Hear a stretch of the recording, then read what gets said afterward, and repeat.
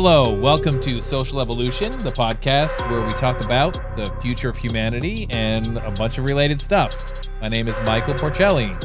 And my name is Max Borders. Today we're going to be talking about apocalyptic thinking and narratives. If you like what you hear from this conversation today, you're probably going to want to pick up Max's latest book, After Collapse, which he goes into at length about different kinds of collapse scenarios.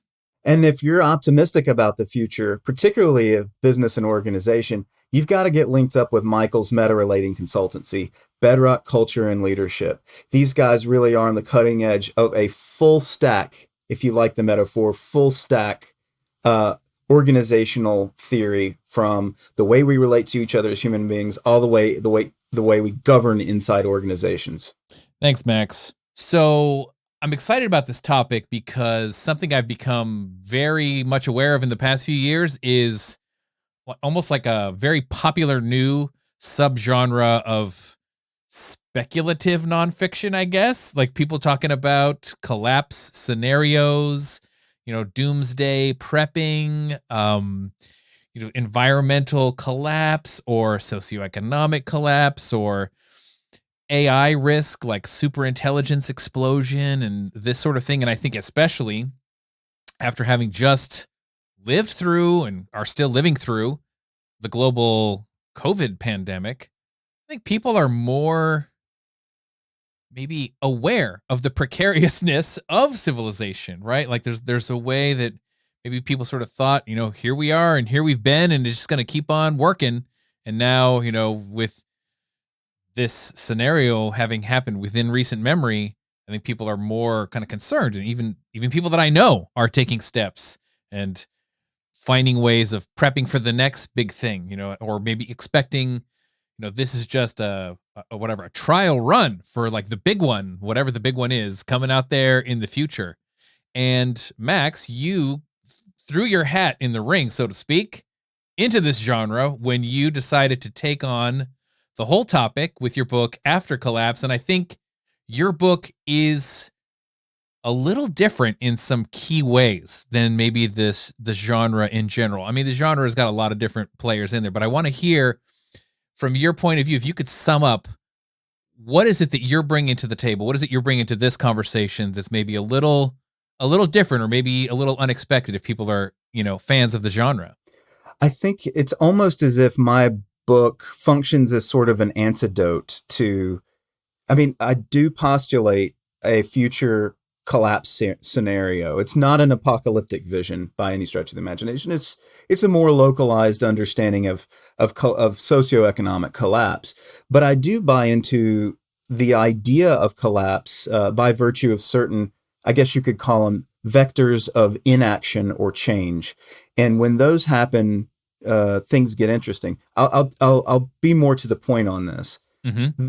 After Collapse is really, I do argue, particularly in the introduction and first couple of chapters, that there are a bunch of competing collapse narratives out there. There's no doubt about it. And that's what we're going to really spend the day talking about today on the show. Yep. But what I argue, and that really what how we're going to see collapse is that we're going to architect systems around our fears about other forms of collapse. And so in this way, our collapse becomes endogenous, as Jim Rutt calls it, and I think that's an apt term, and rather than exogenous. An exogenous collapse might be something like, a meteor hitting the planet or some sort of existential threat that happens because a coder, wipes out the eastern seaboard and all of a sudden we're in the dark, or there's a electromagnetic pulse attack or whatever. These are all kinds of collapse scenarios that people have going on. Climate change is a big one.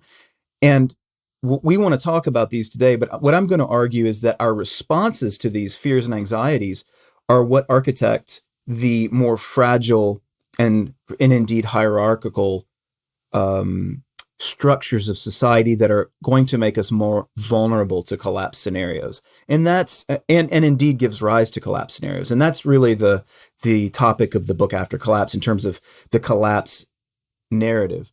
But I do want to I don't want to talk too much about the book today, except to obviously to get people to pick it up, and invite you to talk about when you think about an apocalypse or a vision of the end, what comes first to your mind?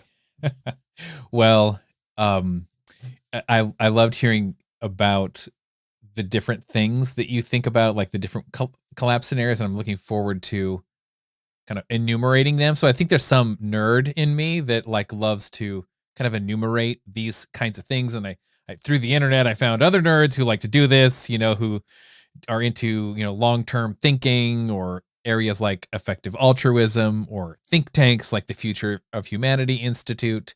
So I definitely think about all the other nerds who are thinking about that. But if I take a step back and just think about my life, this feeling of the impending end of the world has always been with me for as long as I can remember. And it was originally something that I experienced at church. And, certain sects of Christianity focus on the end times quite a bit. And, there's like a lot of sermons out of the book of Revelation, or a lot of like reading of the tea leaves. I mean, the book of Revelation, if you're familiar with it, or maybe if you're not familiar with it, is really weird. It's like almost the most psychedelic book in the Bible. And everyone's sort of like trying to interpret it as like a prophecy of a future that has not happened yet, the end of the world prophecy.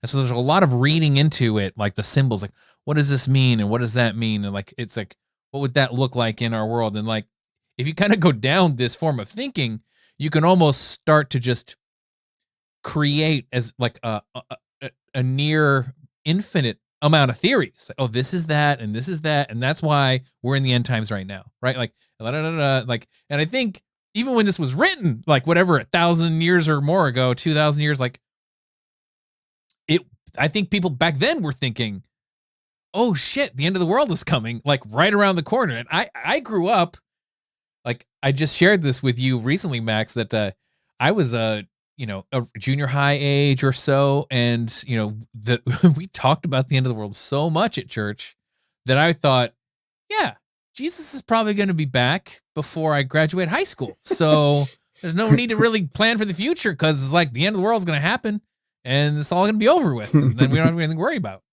That's great. I'm sorry. I don't mean to laugh. No, it was real. I had a similar upbringing. I certainly had contact with these, particularly my grandmother. She was very much into, broadly speaking, Christian eschatology. Mm-hmm. She really liked to, I remember being 4 and 5 years old and her talking about the end times and where was I going to be when the trumpet blew and this and that. And it really does have this, especially to a small child, this function of externalizing moral function, if you like, so that, okay, if this is coming and there's a point of judgment or some point in the future where you're going to be held to account, and there's some sort of higher power or higher authority that's going to be doing the evaluating, you want to be on your toes at all time. A more expanded, I don't want to, the people who are believers out there, I don't want to insult anyone. Mm-hmm. But I do liken it to the way my younger son, Felix, talks when he anticipates Santa Claus coming and whether Santa Claus is going to, cross him off the list this year because he's done something wrong. That kind of externalizing function, I think, is very useful for religions, and eschatology functions in a lot of religions, not just Christianity. That's also interesting. Totally. Like it somehow seems wired in, we're the Social Evolution podcast and we're talking about the past, present, and future of society. And when I think of some of these, what I think of is like social technologies that have existed for a very long time, that have helped civilization last as long as it has, you could think about these as like, commitment devices or ways of like delaying gratification, right? Or Jordan Peterson talks about being in like a time separated bargain with your future self, right? Like how do we get ourselves on board to make sacrifices now for the sake of the future? And like this idea of like the judgment at the end of the world or the judgment after our own individual deaths kind of is like it's like the logical extension of this type of commitment device that like we use. Now, again, I'm sort of sounding like an atheistic sort of like psychologizing of this type of belief, but it's not surprising to me that this belief recurs over and over again in all kinds of formats throughout society, as though it's like one of the key ingredients of the kind of social technology that we need in order to continue. Well, or that we don't need, and that's the arguable point. Sure. I mean, like there are these patterns, the patterns of thinking and behavior that happen by virtue of this. Let's call it a meta narrative structure that lays atop your particular ideology, religion, or perspective. You can look at the environmental movement since the 1970s as having this pattern of structure. Now, it's not exactly the same. There's not this supernatural component, right? But there's certainly this idea that you need to control your behavior. You need to moderate your behavior in order to prevent the worst of the end times from coming about. You don't want to be left behind. You don't want your children and grandchildren to be cast into the lake of fire, so to speak. Right. The environmental movement shares a lot of these patterns. So also does the social justice movement. You need to moderate your behavior. There's an original sin component. There's this sense of atonement and behavioral change and deference to this future, this massive force that's out there that needs to be combated or else. Yes. All of these kind of have the similar pattern. And this is just an observation. It's not an accusation. Although I'm sure folks out there could turn it into an accusation. Yes.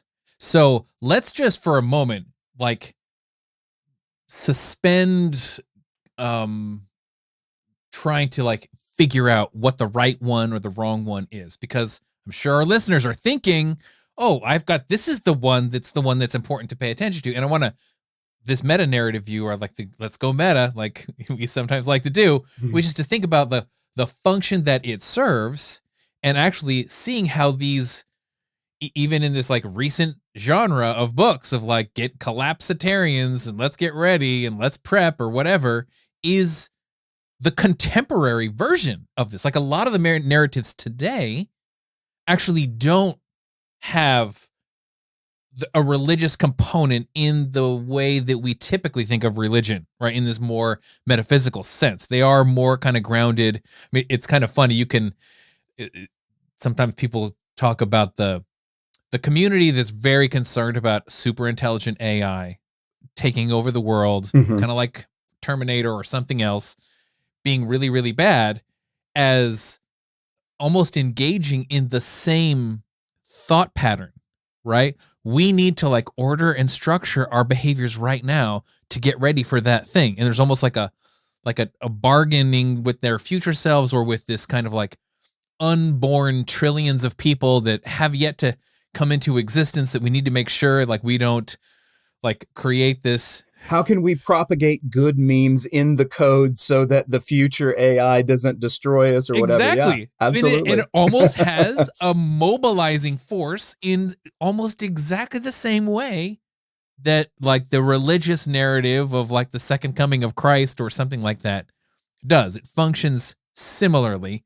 And you can maybe make an argument. Well, there's even a heaven or a Zion in among singularitarians, for example, those who believe in the technological singularity and that, or post-human future in which we are all able to access this networked Matryoshka brain and become one with God and enjoy this kind of perpetual bliss through technological means. It's a similar kind of pattern this is not just the that's a hard word, eschatological dimension, namely the study of the end times.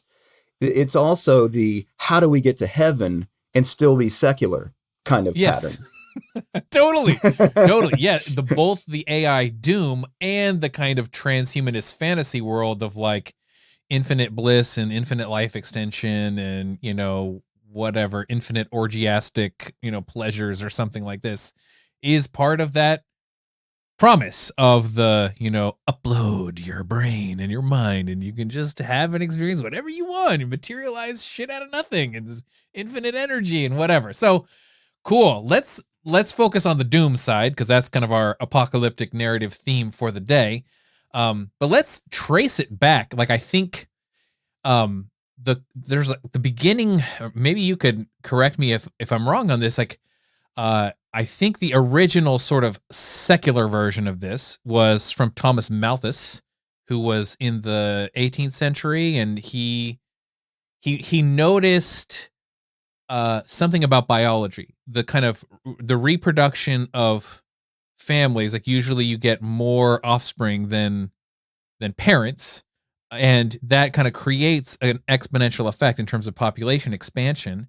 And he said, oh, if the population of humans is expanding in an exponential way, but our ability to increase farming resources food is more linear, then what's going to happen is the exponential growth in the population will just, blow past the limits of the resources we have available. And we should expect there to be, I don't know, mass die-offs, famine, starvation, kind of civilizational level collapse. Well, it's what's interesting about what few people, if our listeners have heard of Thomas Malthus, what they might find a little bit more interesting was the degree to which Malthus was a liberal, an old liberal, which is to say that he, believed in a certain set of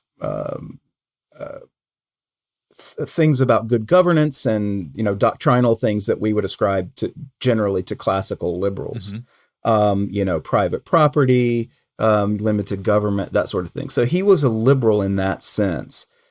What's also interesting about Malthus is that he's generally right. And in fact, the Malthusian situation for many people on the planet, particularly before the end of the 20th century, was just that. So you saw geometric increases in the 1980s of the population of Ethiopia, for example, and we saw a famine because they were unable to keep pace with the population. And there were a whole slew of factors for why that happened in Ethiopia, but primarily it was that it was drought coupled with the poor institutions.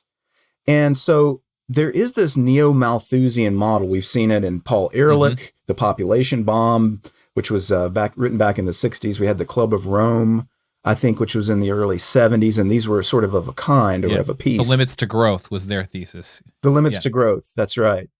And they really do employ this very simple model of geometric population growth, in a parallel track with arithmetic growth of resources. So what the hell happened, man? Why didn't we all die off? Well, this is a great question. I want to do one more note of appreciation for Malthus or this Malthusian style thinking. Like it actually, I'm not familiar that deeply with people who study the collapse of previous civilizations, but it does, even in the Bible, you have these, the plagues or famines or this, the idea of like years of plenty and years of little.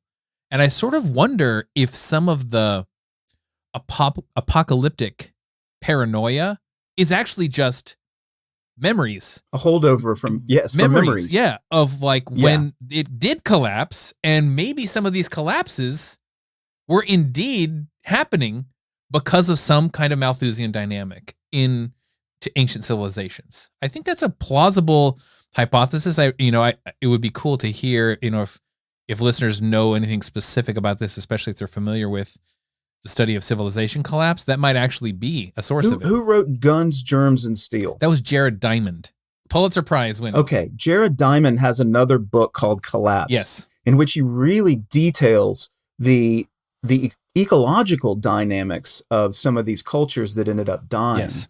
And says that there are warnings in here, and it's a really a neo-Malthusian volume, if I recall. And look again, what's so powerful from a mimetic standpoint about some of these positions is that they are loaded with grains of truth. It's not to say that Jared Diamond is wrong in his assessment of why these civilizations failed or collapsed. But what they're missing is this understanding of how not to collapse. And in our last episode, you and I talked about culture and technology. Let's add a third, institutions. Yep. We said those are the three that we were going to focus on. Yep. Most of all, we've also got nature in our in biology, or what adheres in our genes. But this three, technology, institutions, and culture, this is what's missing from the Paul Ehrlichs and the Jared Diamond kind of warnings is, hey, we know how to do this stuff. We know how to avoid these catastrophes. And that's because we know how to make resources grow geometrically. And that seems counterintuitive to a lot of people. Let me stop it there in case you wanted to take it somewhere else, because I don't want to run too far off track, but I'd love to come back to that at least. Yeah, well, let's at least bookmark it, maybe for a deeper take in a future conversation, because I want to say focused on apocalyptic thinking, but this was a puzzle, and I think, Stuart Brand and some of the other folks in the Long Now Foundation, Kevin Kelly, they've kind of taken to task, the Paul Ehrlichs and the Club of Rome, saying like, look, bro, this didn't happen like you thought it was going to happen, and here is why, right? And they talk about this way that, there's a number of different things, technological innovation, or the ultimate resource is my favorite. What is it? Julian Simon wrote an excellent book in the 1980s. That he's the one who famously bet Paul Ehrlich. Oh, yeah. And Ehrlich lost the bet. And Julian Simon wrote basically a tract as to why he knew that they bet on the price of resources. Yeah. If you're going to have geometric growth of population, you're going to have the price of resources go up due to their scarcity. Totally. Okay. And Julian Simon said, absolutely not. You pick the five resources, Paul Ehrlich, and we'll see what happens. Yeah. Of course, 10 years later, all of the prices were lower, and Paul Ehrlich lost the bet and had to send a guy a check. So Julian Simon famously won that bet and became the doomslayer extraordinaire. And he said the reason why is that if you have institutions that preserve private property, profit and loss system, and prices, accurate prices, and that's the really key thing there, then, relatively undistorted prices, you will never run out of resources, because the human mind is the ultimate resource. And that's basically what you were getting to, which is this innovation thesis. Yeah, totally. So, I think it's a debatable point, in fact, like if that is indeed an infinite resource, like, or how ultimate is it? And we can talk about like, real limits to growth, like, the heat death of the sun or the entropic death of the universe. Like these are sort of the way, way, way far outer limits there. But let's not go there today. But to say that basically the history of the apocalyptic Malthusians, neo-Malthusians, or, eschatological kind of philosophers have basically been wrong so far. And there's good reasons why they're wrong. But let's talk about the role this apocalyptic thinking actually plays in this, because in a sense, maybe part of the explanation is we worry about apocalypses and then we work to avoid them. And then we succeed at avoiding them in some way. Like, this is a bit of the core part of the narrative around climate change right now, right? Like the idea here, I think some people are very depressed and fatalistic and believe it's already too late. Yeah. But like leaving these dark green thinking aside, right? Like I think there are plenty of people more in the bright green movement that are like, hey, this is real. We do need to change some shit. Like we need to, whatever, burn less energy, cause less heat, and we can, right? We should. And it will help us avoid this thing, which could be bad. stop sinning and you won't go to hell. Sure. I mean, that's kind of it, you know, where advanced industrial societies currently use primarily fossil fuels. That requires behavioral changes at the end of the day. Yeah. How do you get those behavioral changes? Well, you have to start with shaming people, Sure. and you have to build a culture around the eschatology of climate, Yeah.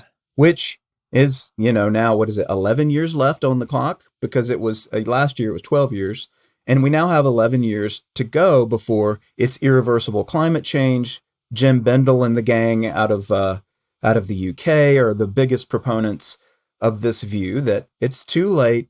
You might as well get over your depression and anxiety. We're all going to die. Yeah. Let's just have fun. But we still need to be good environmental stewards. I don't know why.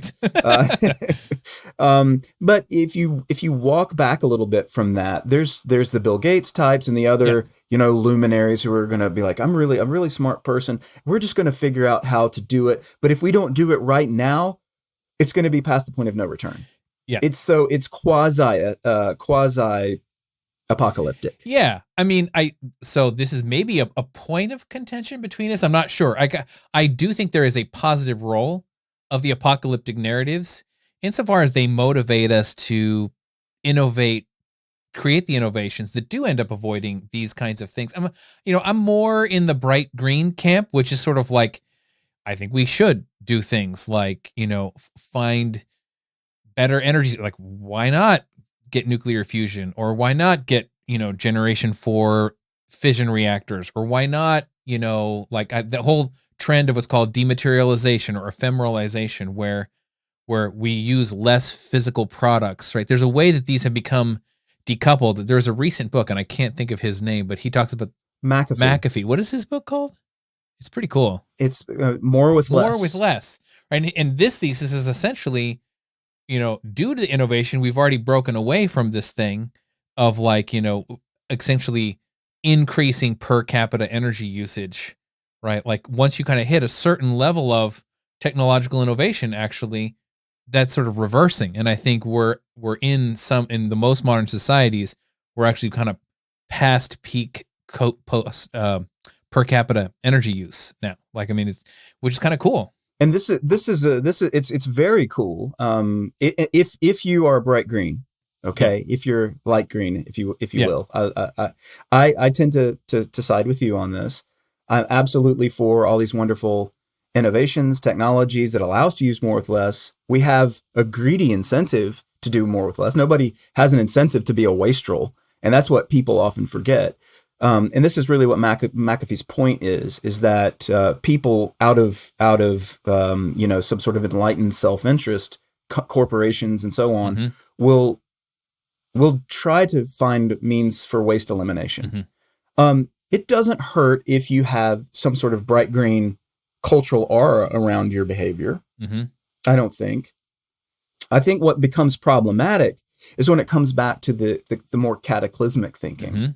And that's when it's like, if you don't stop doing X now, if we don't allow for draconian policy change that is terribly unproven and counterproductive, you know, there's my bias.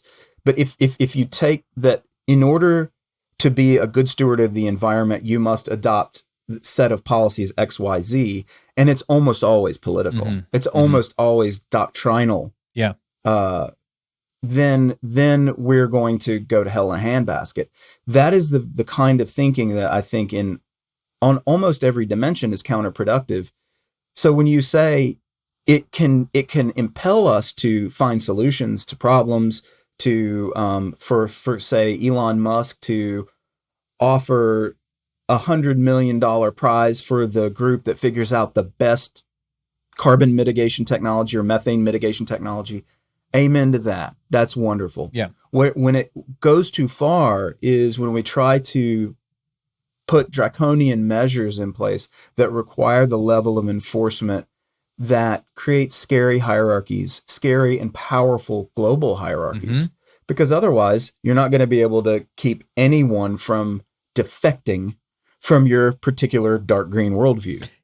So this, I think you're kind of we're honing in on something that I think is very central to our talk today. I think it's a central thing in your book as well. And it's almost like the catastrophic risks that some versions of catastrophic risk mitigation create, right? It's like a trade-off. Like we're trying to avoid this particular flavor. And this is a little bit of like, there's almost like a competing marketplace of what's the catastrophic risk that is the one that should like trump the other ones, and who can like sell it or promote it. I mean, I would say generally the narrative of the climate one is winning, right? I mean, that is the one that like has the most cultural, social, and political like attention. I mean, it's controversial still to some people, or some versions of the narrative at least are controversial, but there's a lot of attention. There's a lot of research, like ecologists and biologists and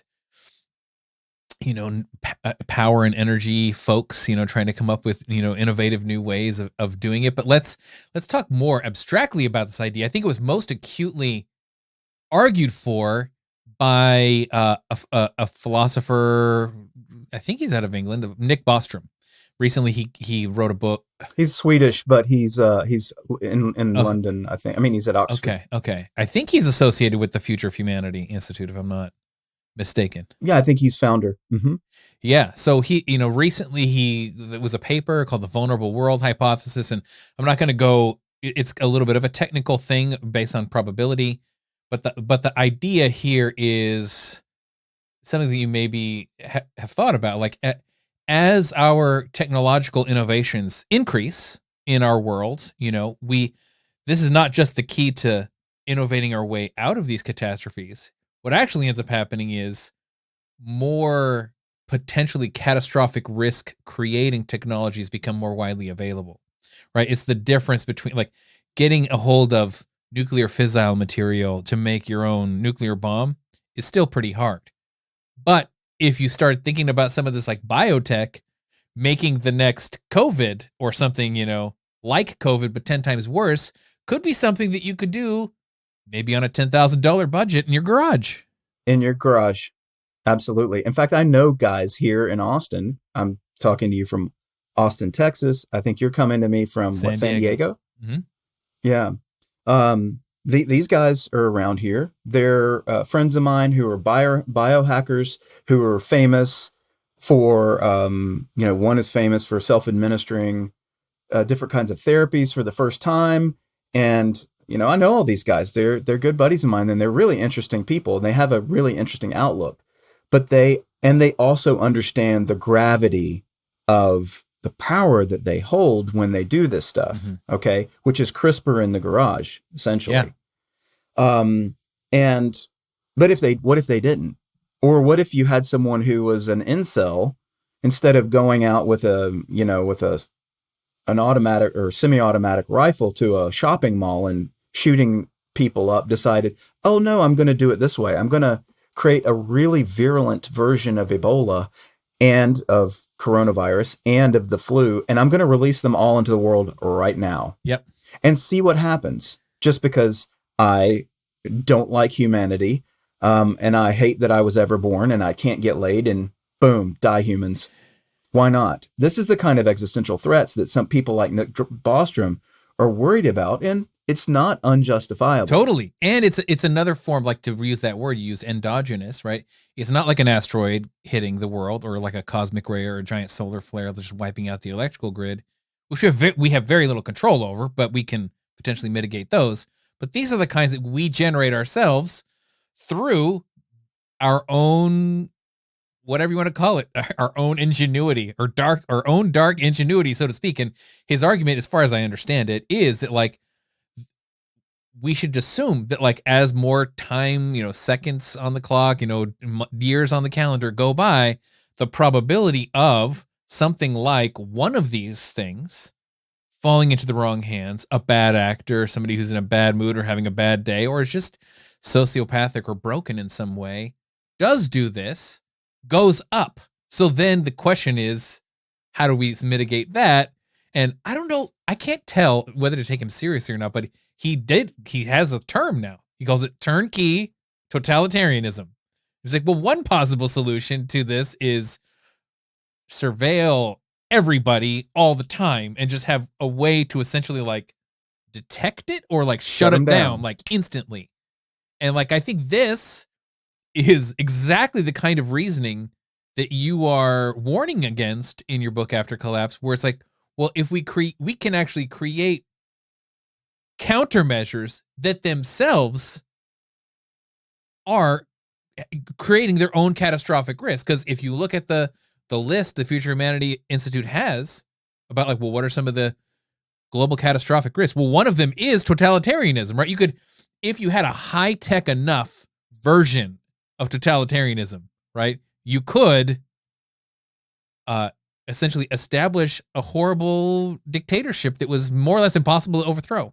I mean, and look, I mean, I'd be curious to hear from Bostrom himself and others who have worked on this idea, because it to me, it seems self-evident. It's almost like an infinite regress problem. It's like, okay, you have this turnkey totalitarianism where you have this mass surveillance. You want to make sure that none of these idiots working in garages on CRISPR technologies is some sort of sociopath. Right.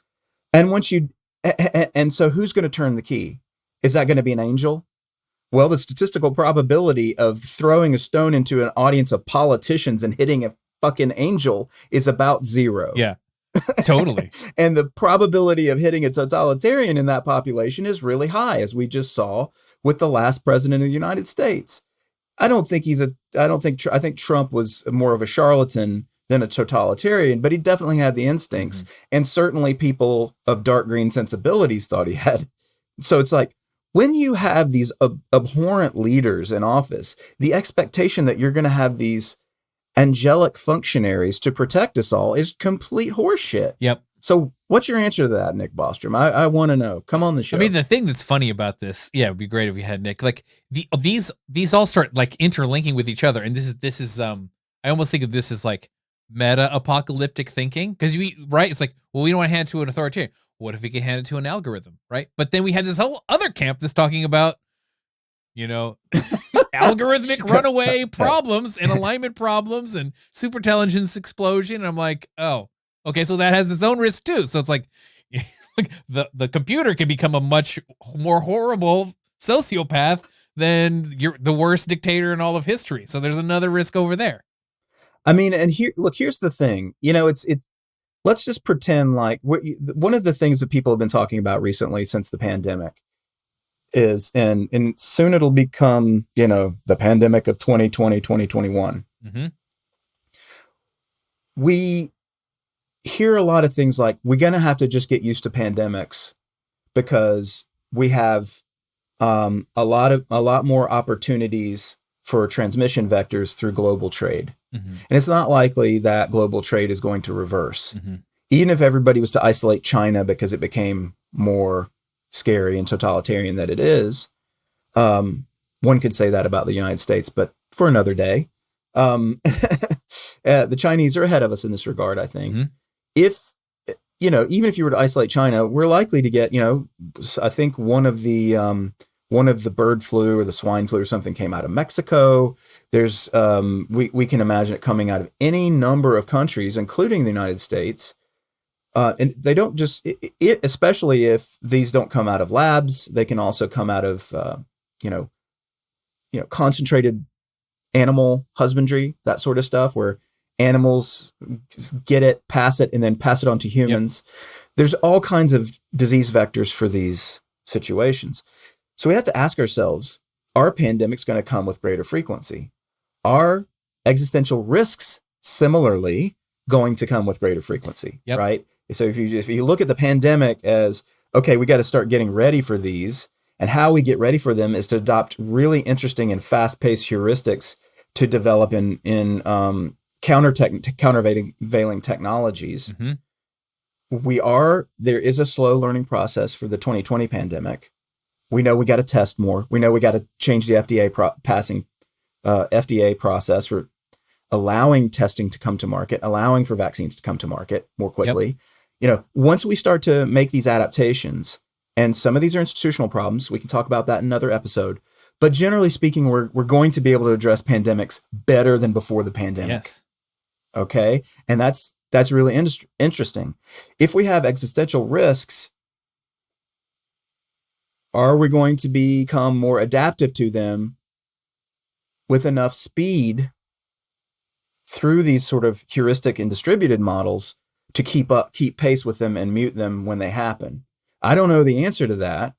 I don't know if the exponential aspect of these technologies, if the response is going to be able to keep pace exponentially. I don't want to make a Club of Rome kind of claim about existential risk, but I do want to say I acknowledge that I understand why people are afraid. Yeah, I understand it too. I think it is, an interesting moment in history, and maybe all people who ever lived thought they lived in an interesting moment of history or like the turning point of something. And my version of that for us, at least, is this is really the first globally interconnected society in all of history, right? I mean, there are little dark spots that are sort of disconnected, like North Korea or really remote jungles or something. But for the most part, all humans are globally interconnected through supply chains, in the physical world or through the internet, communication technology, mm-hmm. Right? And we sometimes wonder, where are all the other aliens, right? And there's a whole topic here of the the Drake equation, or what's called the Fermi paradox. It's like, well, if there is other intelligent life in the universe, why haven't we heard from them? There's a whole category of answers to that, which is this thing called the Great Filter, which is sort of like any life out there in the history of the universe that got sufficiently advanced ended up self-terminating because of essentially what we're talking about, like some version of aliens experiencing like a moment of endogenous self-annihilation through the advancement of their technology. And I think we are sort of in that moment, right? Like, I mean, the internet is a relatively new thing. It's within more or less our lifetimes that it became widely distributed. Computers, digital electronic computers, are less than a century old. And the power that those things give us to innovate and advance and to distribute these innovations and advancements to more people is like incredibly more widespread than ever before. And it makes sense that this version of apocalyptic fear, of a collapse fear, is very real. And my favorite term for this moment in history that we're living in, Toby Ord, he's another one of these long-termist, effective altruist types. I think he's also with the Future of Humanity Institute, if I'm not mistaken, but maybe he's with the Center for Effective Altruism. But he wrote a book, and he calls this period the precipice. We are on the precipice right now, where essentially that possibility of things, of like an incredibly amazing future, like of like super abundance, yeah, available, like the solutions to poverty and long-term illness and incredible medical innovations and the ability to spend a whole bunch of time, just recreating and enjoying ourselves is possible. And we are also in the middle of doing the thing that Nick Bostrom was talking about in the vulnerable world hypothesis. We're just generating innovations that, if they fell into the wrong hands, could kill us all. And we're right in the middle. This story is only, at its beginning, which is kind of a scary idea. So there's this quote, and I heard this a long time ago. Stuart Brand, I think more recently it was Jordan Hall who brought up this quote. But I remember it's something like this: "We are as gods. It's time we got better at it." Mm-hmm. Which is to say, and I wonder about this quote, and I want to see the context of it. I think it has a large measure of truth to it, which means I can agree up to a point. We are as gods. We have to get better at it. In other words, the tools and rules that we're creating for ourselves allow us to kill each other, kill us all, if we're not careful. Mm-hmm. CRISPR being one of the examples, climate change for some. And these are all driven by the technologies that were at first designed to improve our lives. Yes. And they have this dark side, they have the shadow, as almost everything does in this world, in this life. So to be as a god, what does that mean? It means to have this technological capability. It's to take the Promethean fire for oneself as a human being and try not to burn yourself. Mm-hmm. So you better start learning how to not burn yourself. Well, how do you do that? Some say, and this is really where the debates come in, and these are really interesting debates to me. I don't purport to know who's right. I do have my own thesis, which you set out at the beginning for me in a very, very succinct fashion, which is we better not react with fear, or we're going to introduce structures, societal structures that will for sure kill us. Because I know one thing, the only thing that's killed us more than viruses in this world is other humans. Mm-hmm. The democides created by totalitarian states have killed more human beings throughout history than any other thing besides viruses. Incredible. And natural death, of course, because we all die. Mm-hmm. But when you think about whole species, whole nations dying, this is the real fear. So what do we do about it? And I don't think being as gods is what we want to do any more than I earlier said. We want to try to expect that there be angels to protect us, because no one is. Mm-hmm. Instead, we need to develop we need to develop a culture of wisdom, for sure. I don't disagree with that. And this is sort of the Jordan Hall, the Daniel Schmachtenberger, the perhaps Stuart Brand camp. But I also think that there are countervailing rules and tools that can be developed that will help us at least develop heuristics, speedy heuristics, to respond to existential threats more in real time, more locally, and through technological means. That's interesting to me. I haven't fully unpacked that half-baked thought, but it's coming out on the show right now, and I'm curious to get your response to that. Yeah, well, I'm gonna maybe take it in a slightly different direction, but I mean, yes, I'm right. Take it away. Riffing Different off of direction. this. Well, this idea of these values, you can see these types of values you're talking about in our wisdom traditions, right? You could talk about the values of like universal compassion or benevolence, or a value of oneness, like one human family idea. And I think these folks, from the kinds of social change strategies like Gandhi and Martin Luther King Jr. use, like nonviolence, or what's the word, the ahimsa idea from the nonviolent movement from the in Vedic India. traditions. Yeah, the Vedic tradition. Yeah. And so we already have it in a way, right? Like this is sort of like, the what's good about religion part, right? If religion is a social technology, this is one of the parts that's sort of good about it. I mean, we could look about the what's bad about religion, religious wars, which is another, risk altogether. But this part is good. So then what does that actually like imply or sort of look like if we start trying to really institute it?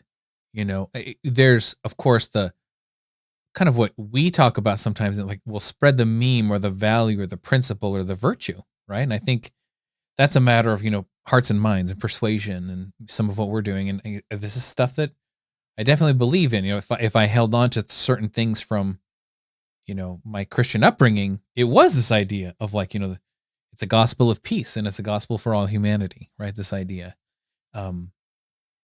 And I think that's a huge component. That's in the cultural category, if we're kind of going back to our pillars or our dimensions. But there's an institutional category and a technological one as well. And if I start thinking about like, well, what does this look like? What does oneness or universal benevolence or these kind of things start looking like? And it's easy for me to imagine ones that sort of look better and worse to me. But whatever they are, it's a little bit like the TV show Black Mirror. Most of those episodes of that TV show, I love that show, by the way. If you haven't seen it, I think it's great. It's absolutely wonderful. Yeah, it's burned through them all. Yeah, it's depicting this kind of stuff. And every once in a while, there would be one that was a little bit like the positive side, right? Mm-hmm. We'd be like, oh, and then those two ladies fell in love with each other, and then they like went off into like upload paradise forever, the San Junipero one, which is sort of one of the more favorite ones. It's I love that one. It's yeah. so good. And that, it's almost like there's like this idea of a gray mirror. I think Rice Lindmark actually has a podcast brand called Gray Mirror. I think that's the guy who's doing that one. And it's this idea like it sort of can, from our point of view, look a little bit scary, right? Like to invoke, the history of major evolutionary transitions in biology, right? There was millions and millions of years on Earth where the only life was single cells, right? But then there was the emergence of multicellular organisms. And guess what happens when you have multicellular organisms? This is a kind of centralization, right? Our central nervous system and hormone system is essentially, the boss of all of our little cells. And when, our cells rebel, we call it cancer, right? And we try to kill it to get rid of it, right? So we are a colony of like trillions of cells that have all decided to kind of bond together for a more unitary purpose. So if we think about where this could go in the future to prevent these cataclysmic risks, right?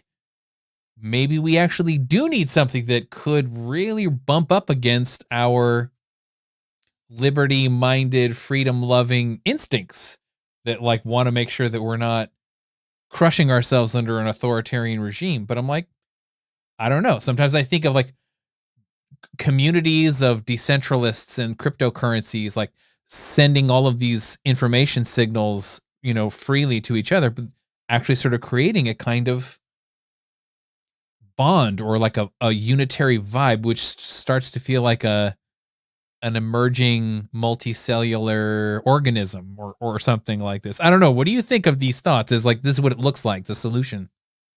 Well, I think there is, this is good to press me on because, first of all, the answer is I don't know. I have a lot of humility before this question. Mm-hmm.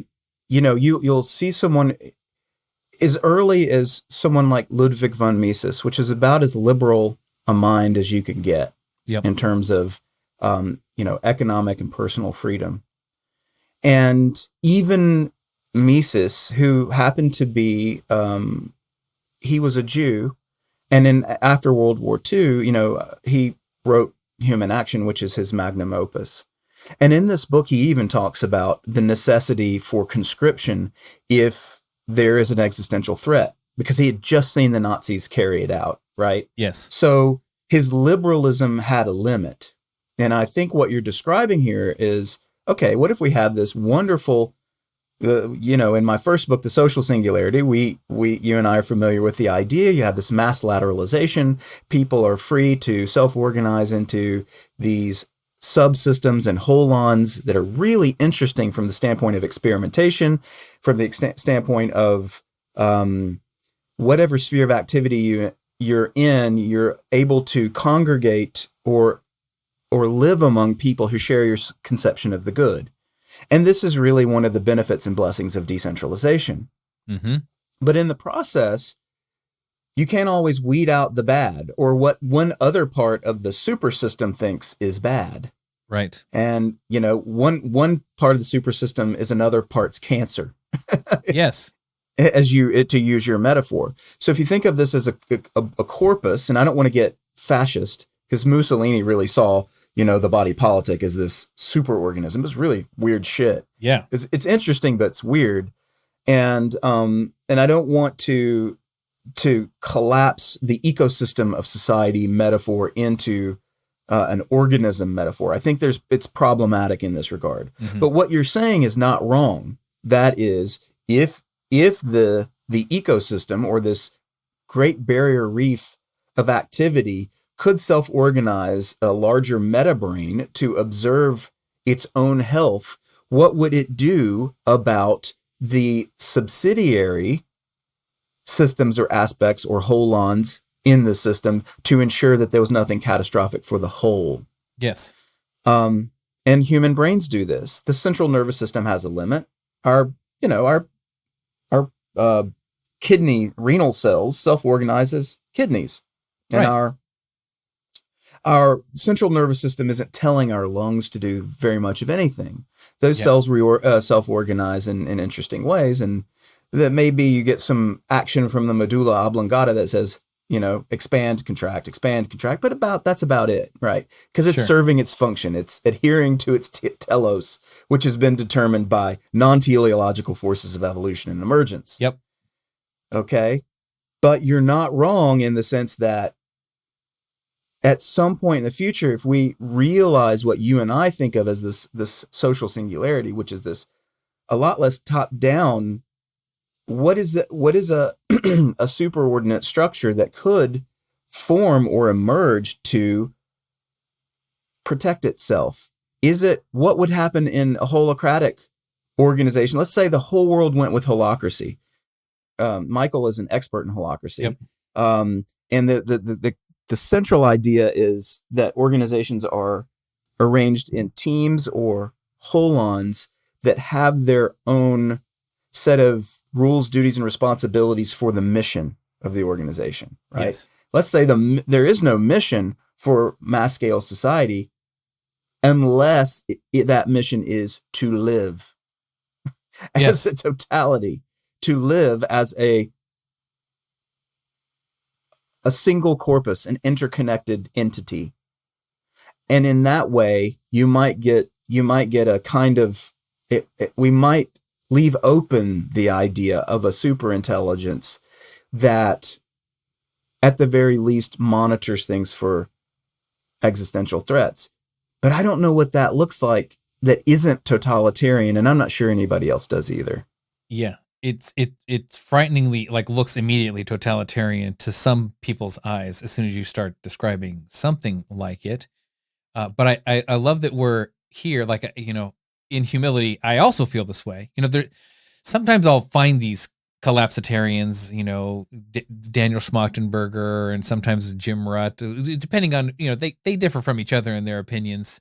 But once you kind of identify this idea of the vulnerable world hypothesis that Nick Bostrom has, or this idea of the systemic fragility of too many interconnected systems, right? Or it's kind of sources of endogenous collapse. You can think of like the stock market. The flash crash in the stock market was sort of an algorithmically caused collapse. There was no economic reason for it, right? Okay, that could happen. And or even classical ideas the Hobbesian trap, right?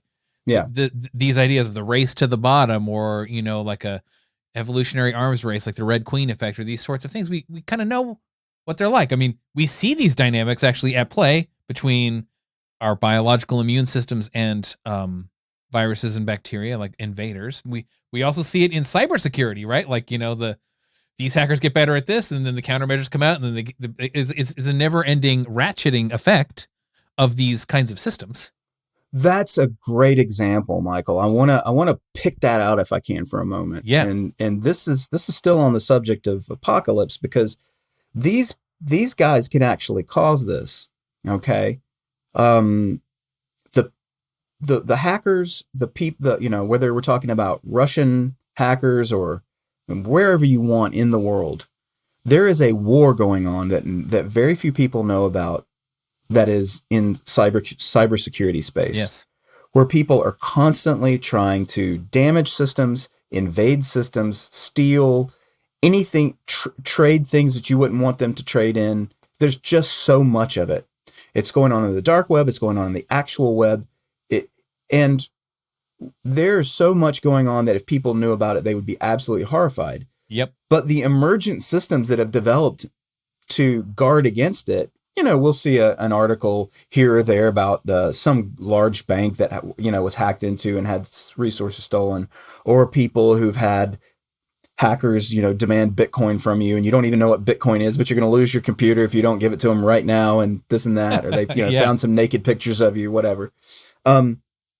These kind of things are happening everywhere, and we only get the most sensational stories, but it's going on all the time. And it's almost like this predator prey defense phenomenon at all times. Yep. If if people actually knew what that was, they would see it, and then you just add the ingredient, just an eyedropper full of the existential threat to that entire matrix. It could be a really scary story. You could make a movie out of it, or even 12. Yep.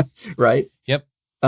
So this, so if we're not talking about hacking into a big bank and stealing a couple $1,000,000, and we're talking about instead hacking into a facility and launching nuclear missiles from some base in Alaska towards Russia to cause mutually assured destruction. Yep. That's some crazy, scary stuff. Totally. And cybersecurity is one of these areas where I think existential threats are already rife. But it also demonstrates that so far so good, right? That these more distributed responses tend to mute some of the greatest excesses of the predators in the space. So far. Yeah. So far. Yep. But there are black swans. Totally. There are always black swans. Well, the one that just happened, I can't remember what it was, but it was just in 2021. It was like the biggest hack ever, like in all of cybersecurity history. I can't remember what it was, like making headlines all over the world. So it's recent. It's very recent. And they're going to be more frequent. Yep, they're going to be more frequent. These things. It's another one of those things. It's like, well, the more compute is available to a citizen, then the more that compute could be weaponized. If what you're talking about is sort of like attacking, other compute controlled things, right? Like it's a part of the landscape now, and that could potentially, bad actors can take that over. But like this combination you're saying, like the sufficiently advanced technology and this kind of social dynamic, which is essentially an extension of what is biologists call an evolutionary arms race, which takes place all over, like you said, predator and prey. That's all over nature. Like this is ancient thing, right? It's like we're just competing for more rays of sunlight that we can kind of capture into our cells, right? I mean, that's ultimately kind of what it is. So yeah, like, is it one of these things where it's like, look, if we're talking about having a global or a planetary or think in long-termism, right? If we're going to avoid this thing that maybe killed off the aliens because they hit this great barrier and imploded and self-destructing, and we like really believe in, and I think this is a bit of a sell. You got to sell people on this. Like, I bought into it though, that, hey, intelligent life is good. Sentient life is a good thing. Like, it's kind of cool that there are conscious beings having conscious experiences in the universe. And so far as we know, planet Earth is the only places that they are, like, with certainty. So shouldn't that be our responsibility, like, in a way, to make sure that it propagates, as long as there is starlight around, right? As long as the universe is still there, wouldn't it be better for there to be conscious, intelligent life? And I would want there to be, but if we're in a moment, this precipice moment that Toby Ord talks about, like, this is where the solution starts to seem like we got to find another thing, which is like coordination. And, working backwards from that ultimate goal, this is what people talk about when they talk about like the Paris Climate Agreement, right? It's like, if you're talking about a kind of problem, which is in the commons, right? Like the atmosphere or, nuclear non-proliferation treaties, like something that requires multilateral coordination, right? Like otherwise it's going to blow up. This is often one of the places where I have felt like pressing you on your thinking, because it does seem like, okay, we don't want to be coordinated about everything. Like, I don't want to feel like somebody's telling me what to do in the privacy of my own bedroom, right? But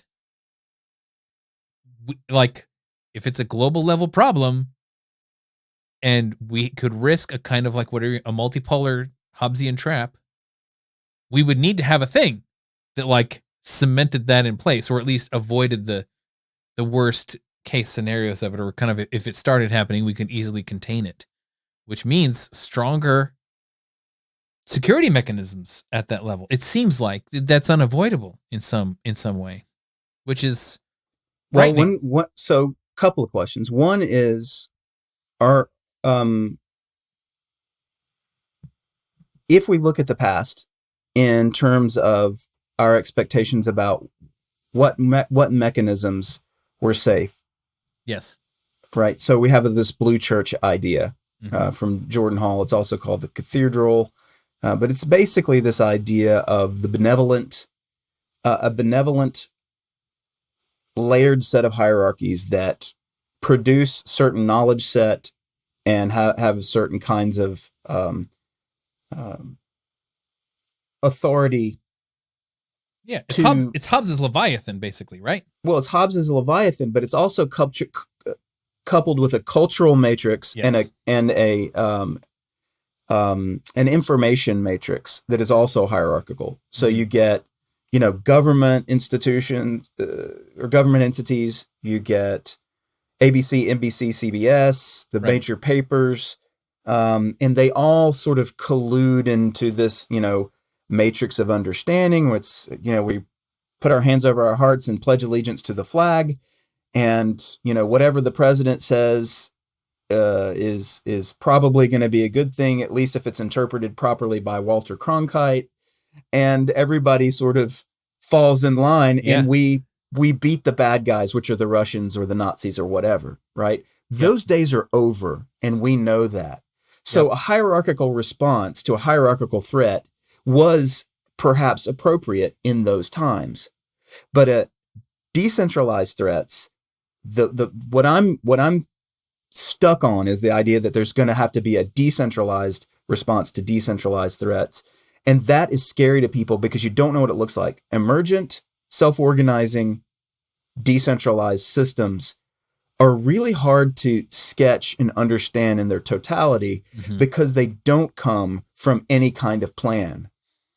People kept saying, what is your plan, Trump, for beating the pandemic? What's your plan? And of course, when Biden came out, he said, I've got a plan for beating the pandemic, which was no different, except lots and lots of largesse that we didn't have that were poured into the same damn thing that was happening before. Yeah. There's no plan. It's just a whole bunch of money and political theater. So both Trump and Biden completely botched the vaccine rollout, which would have been the decentralized response, liberalizing the testing regime. A month into the pandemic would have been fantastic because they already had tests at that time. Yep. Let us test at home. It's neither a food nor a drug. Why the fuck is the FDA regulating it? Anyway, I don't want to get caught on that, but the decentralized solutions were muted at every turn. Yep. And the centralized solutions were FUBAR as soon as they came out. Yep. And everybody said, oh, they've done such a good job. Anthony Fauci, bullshit, right? You've got to have these decentralized solutions. But here's what I want to push back on for a second. If, as Daniel Dennett would say, we're essentially programmed by evolution to find babies cute, we're probably also programmed to want our genes to be propagated in perpetuity and have some sort of progeny or some sort of human posterity. Yeah. Why does anybody give a shit about that?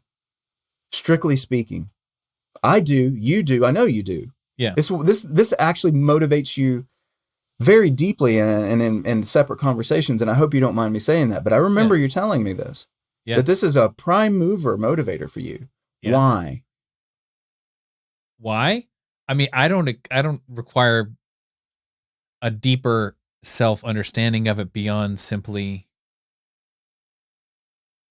I think. Why do you care about the heat death of the universe after you die? If your answer is I don't, then wind it back in time to the moment after your death. Sure. I mean, sure. I suppose it is a spiritual thing. I don't know. Like, I mean, there's something.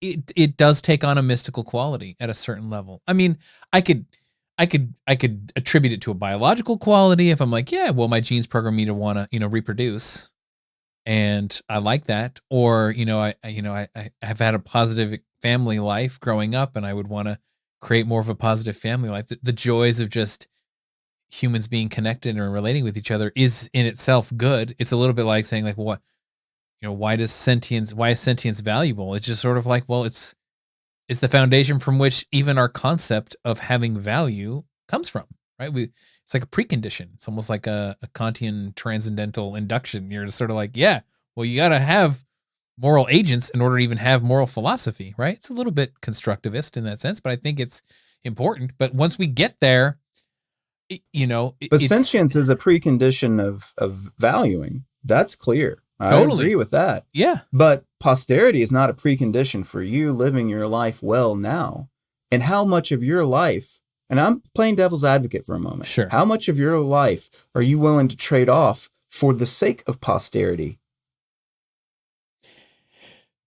I don't know. How much of the good things yeah, in your life are you willing to trade off for the sake of posterity? Totally. I mean, if I think of if I think back to when I rejected my religious upbringing, there's some moment of like, I don't want to make this kind of temporal trade-off with some like, soul that's going to exist after I die in heaven, because that might not happen. So I want to have fun now, right? There's a little bit of a like bailing out of the. It's anti Pascal's wager. It's the opposite of it. It's like the spring break 2021 wager. Something like that. Yeah. And I can also look back and there is something that feels empty and dissatisfying. I mean, if we think about the postmodern condition, right? This idea that like we can't know with certainty whichever axis along which we're calling something valuable means anything relative to any other one, and it's just as likely to be a system for power and control as it is likely, or an oppression, than it is to be a system of like positive value. There's a malaise that comes with that. Like, I know that in moments when I've felt like I am productively engaged with my life and creating or providing value that for other people, I like it. I feel good. Why am I wired to do that? Maybe there's some pro-social instincts or intuitions that my genes are giving me to fucking do that, right? Like being a narcissistic, nihilistic, hedonistic, sociopathic person literally doesn't feel good to me, right? Like it sort of has like a shelf life, or like a yang. Yeah. But there's a healthy balance there though, for sure. Because I know you have enough instincts in you that you don't want the life that you're living now completely intruded upon by those with catastrophized thinking. Yes. Right. In other words, we share this. In other words, it's like, yes, we want to make sure that our posterity is taken care of. I'll tell you briefly, I remember reading Cormac McCarthy's The Road. And it really is a metaphor for this. It's like, despite the bleakness, it's an apocalyptic novel, really. It's like almost like a nuclear winter. There's very little vegetation left. It's cold. It's miserable. And this guy and his son are traveling this very long hero's journey through people who are basically zombies and predators who are trying to survive. And this man just wants to do one thing. And by the end of the novel, you realize what it is. And if turn us off now if you don't like me to spoil the ending. Alert. Spoiler alert. And that's to protect his son, which is carrying his genes. And it is the only thing that man gave a damn about probably in his whole life. And I found out after Cormac McCarthy won the National Book Award for that book that he had a son late in life. I think he must have been in his 60s or 70s when he had that son. Wow. And it's a powerful thing. I was sitting in the bed reading it with tears running down my face when I had my son in utero beside me. And it's just, I know why you can't explain it, because when you start thinking about your own kids and their kids, it makes sense. It's ineffable. You can't explain why. You just know it in your bones. But I think that there are also people like Ted Kaczynski, who just knows in his bones that humanity is a plague on the planet. And that's really based on neo-Malthusian thinking. They see human beings as maggots on the planet and they need to be eradicated. Yeah. Yeah. It's very, So, we're getting personal here, which I like. And I think there's like an aspect of, you might call it just mental, emotional, psychic, social health and well-being that's a part of this equation. And absolutely. Right. Like there's a part of me that wants to do this benevolence thing, that wants to make this kind of like time trade for even after I'm dead. And I could actually see this happening, in traditional cultures actually do it really well, right? This idea that like you're kind of born in a state of obligation to your ancestors or indebtedness to your ancestors and obligation to your progeny into the future. And it's like, yeah, you're kind of, that's what it means to even exist, right? You wouldn't even be here if there wasn't a whole line of ancestors leading up to that, like succeeded at giving you what you have that you did not earn. It's not a meritocratic concept. The conservative concept is not meritocratic in this sense. It's purple values in spiral dynamics integral, right? It's or amber. It's like, or okay, you're here, and your life confers meaning because you get to maybe be a father or a mother or a grandfather. That's what gives your life meaning. Don't forget that. Exactly. It's true. It's true, but not true in some sort of enlightenment or, orange meme sense of that, that we can find it through either some sort of Darwinian analysis can explain it, but that's not how you know it. You know it in your bones. You know it because it's wisdom that is born into you by virtue of Darwinian processes, but those have to be felt and experienced. But you're really onto something here with this idea of catastrophic thinking. They even or at least that's what I heard, and I want to make sure that's where you want to go. Yes. There is this phenomenon with people who suffer from depression and anxiety called catastrophizing.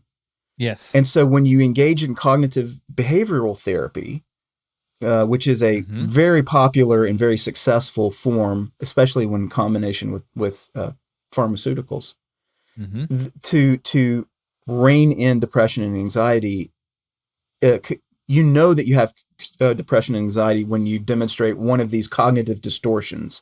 And they enumerate the cognitive distortions, and so many of them sound exact. Like you can just read the list. And when you read the list of what they do, it sounds almost like the arguments of Extinction Rebellion, for example, or any other folks who have catastrophist thinking. It's like I would love to see a study done of people who believe in the, climate change end times, if you will. Yep. Or any other of these sort of catastrophic visions of the future, to see how many of them as percentage of population are suffering from depression and anxiety. And I bet you it'd be higher than the norm. Yeah. I mean, I've had some, ongoing contact and connections in the effective altruism community, which I freaking love it. I mean, Will McCaskill and Toby Ord and all these guys doing the effective altruism, I think it's revolutionary. I think it's like really amazing stuff. And this topic comes up, right? Like the actual quality of life, right? If you sort of, it's almost like if you're like a hyper rationalist person and you're sort of thinking in terms of like an economist and expected value and Bayesian probabilities about everything, you're like counting the minutes in your fucking life, right? You're like, can I somehow figure out how to sleep less? So maybe I should go do polyphasic sleeping, right? Like, right. It's like, how much of my money? Okay. I'm going to only every dollar I earn above $20,000 a year is just going to be donated automatically, right? Like how, and it's like, you could really crank this dial in a kind of, it's almost like a neo-puritanical thing, right? Like on yourself, or even more like those medieval Catholics that would, beat themselves with whips so they could suffer and punish themselves. Like, I mean, it's sort of like, wait a minute, but isn't the thing that you want for the unborn trillions, to be born 1,000 years from now, is to enjoy the goodness of existing?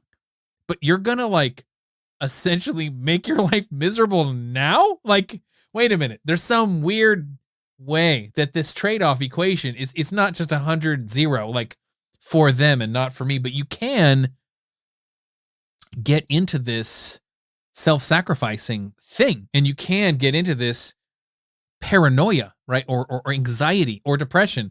I'm not sure if it's more anxiety or more depression, but like, I do think there's some amount of self-reflection in the EA community, particularly on like, yeah, like let's take a chill pill sometimes, or let's meditate sometimes, or let's enjoy our lives sometimes, because otherwise we could just grind ourselves into the mission into like smithereens, and like that's there's something wrong with that too, right? Like it's interesting.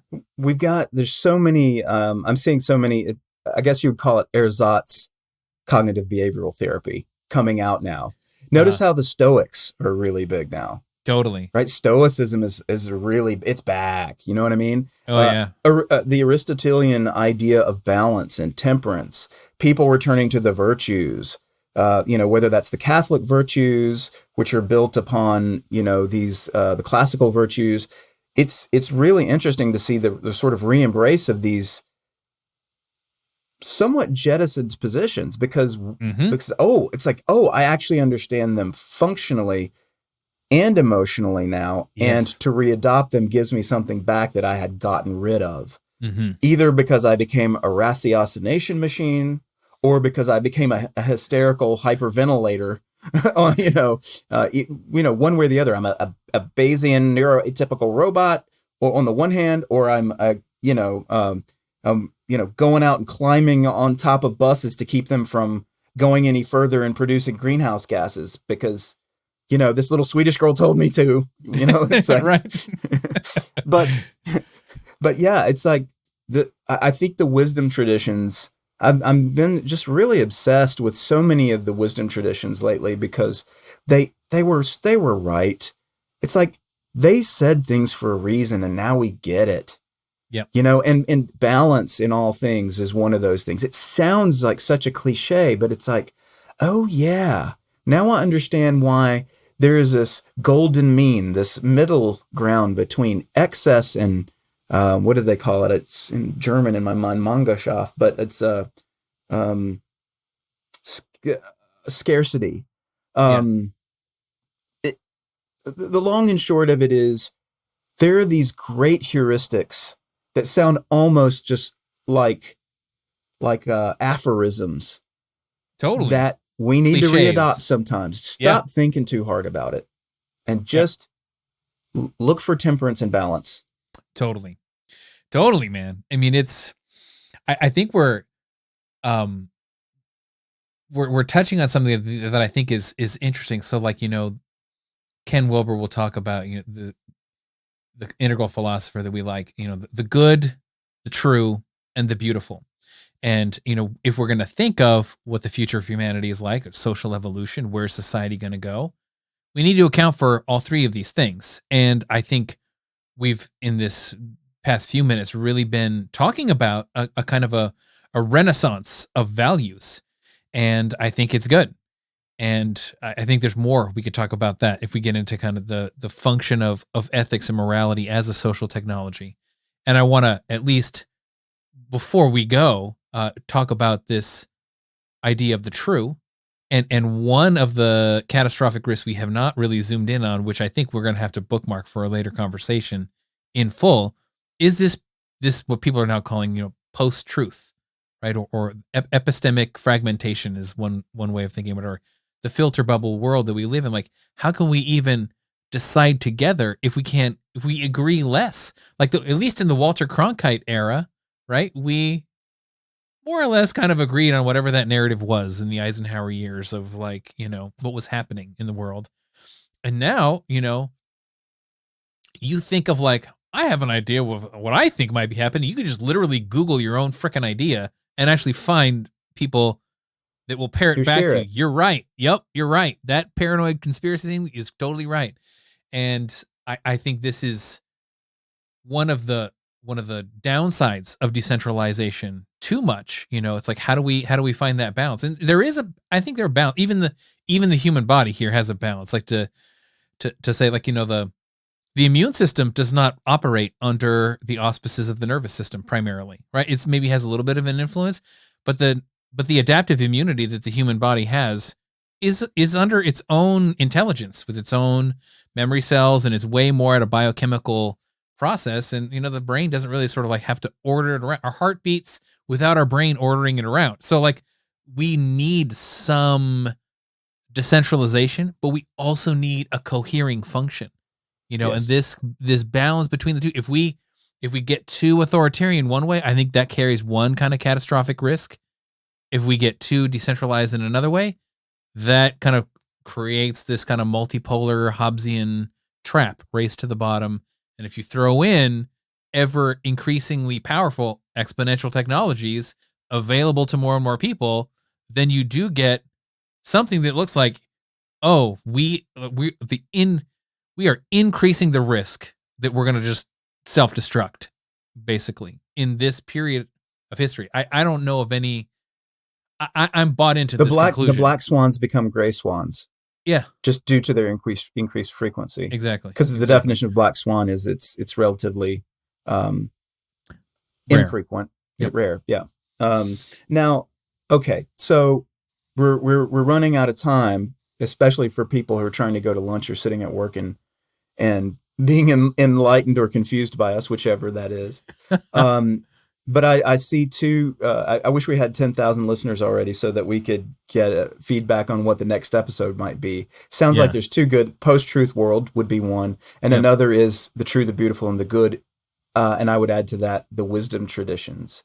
Yes, those are all great fodder for future episodes. So I'll let you think about that, and we'll get offline and figure out what to do next. But before we go, what do you want to say about what would be your final thought on moderating people's fears about the future while taking them seriously? What's one or two things that people can do to embrace the future with optimism while recognizing that there are risks? Oh man, there's a couple. Balance enjoying and appreciating what you have in the here and now with what you could do for, the sake of mankind, humankind, the future, all that. Another one is, if you are really kind of obsessed with one particular scenario, step back and realize, take a look at the good arguments for another collapse scenario. The other one is if you just keep coming to a conclusion of like authoritarian, turnkey, totalitarianism is the answer, over and over again is like the only way, you should definitely question that, because that carries its own apocalyptic risk, and vice versa. There are people that are enamored with decentralization that I think don't totally fully realize you can't just like, get rid of, chop off the head, right? Like if you did, you would die. So there's something there as well. Like, and maybe this is a little bit of that kind of golden mean Aristotelian thinking, which has been around, from the ancient Greeks. Cause in humility, we just don't know, right? We know that we are facing like an amazing future if we make it through this precipice, and we could destroy ourselves in the meantime if we're not careful. And, like balance in all things, I suppose, would be kind of the way to sum that up from my point of view. How about you? Right on. What do you want to leave people with? Yeah. I should have been thinking about it when I asked the question that you might turn it back on me. Yeah, I would say, don't freak out. Look after your people. Look after the ones you love. Balance is great. Don't take any of these apocalyptic visions too seriously, but also use what Jim Rutt would call the OODA loop. You know about the OODA loop? I do. It's this guy named Boyd. I really like the OODA loop, but it's basically just to get a sense of situational awareness before you make any kind of rash decision. Yes. Try to get more information and try to process that information in somewhat of a dispassionate way before you make another decision. Now, the original OODA loop was in the context of war, so you had to make a decision quickly, but at the periphery of the command structure. So it is decentralized. Yep. What I'm saying here is embrace your OODA loop, but slow it down with with patience and reflection, and think that you're probably going to be okay, because I think that the psychological timbre of optimism is more likely to lead us to good places than any sort of pessimism. Yes. That's a great note to end on. Yeah. It's a theme of social evolution, right? It's like, yes, indeed. Look upwards and onwards, folks. Like, that's the best we can do as an orientation. Right on. All right, bro.